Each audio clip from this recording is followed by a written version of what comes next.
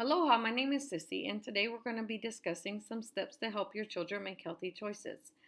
I currently work in a before and after school program where I'm responsible for helping plan a healthy nutritional menu for the children each week.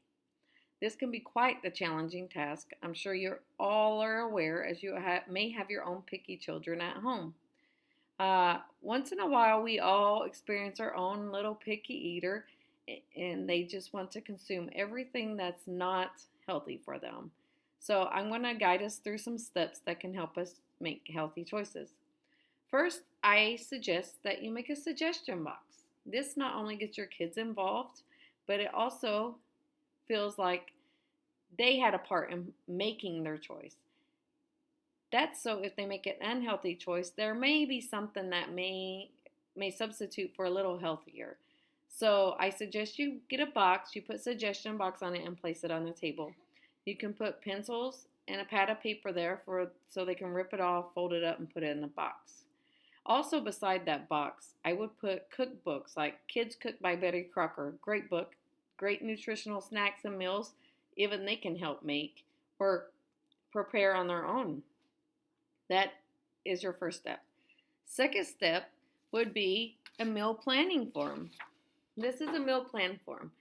I use this at the before and after school program because I can take their suggestions and transfer it to paper and make sure it's meeting requirements. We have breakfast, we have snack, lunch, and dinner. I also use this at home because me and my family take turns picking what we're going to have for dinner for the day. So it comes in very handy that we always have our menu planned out.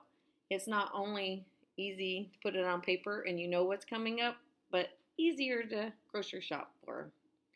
This is a menu plan form. When you're planning this menu, you need to make sure you're referring to the USDA Food and Nutritional website. The USDA Food and Nutritional website can help you make sure you're serving the child enough for their age group.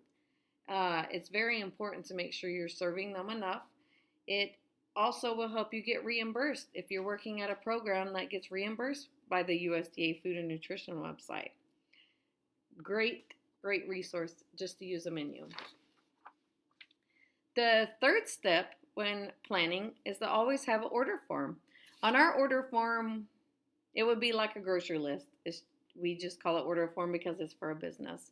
We have our vendors' names and their numbers, and we write down what we're going to need. This, as well as a grocery list, make sure you don't go and you buy stuff you do not need. When you go to the store with no list, you always put junk in your cart, or it's just hard to refrain from putting that in your cart. So this is a great resource to have, a plain grocery list, a piece of paper, an order form, something like this, so you don't go away from what you're planning.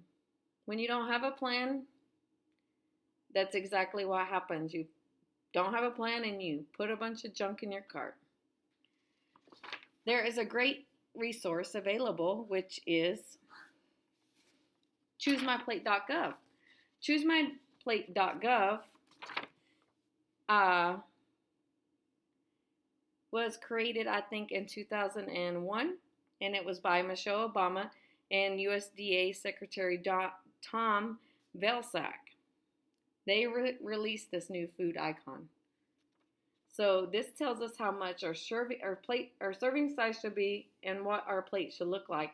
As you know, we all tend to put protein on half of our plate, which is not always the correct way. This is what your plate should look like. Your children probably see this at school, in the cafeteria, when they're learning about nutrition. And it's always a good table to follow. Just so you know, this is what I'm supposed to have for my meal planning. So during my speech, I discussed a few ways that we can help our children make nutritional, healthy habits by choosing the right foods. I hope you enjoyed my speech, and I'll talk to you guys soon. Thank you.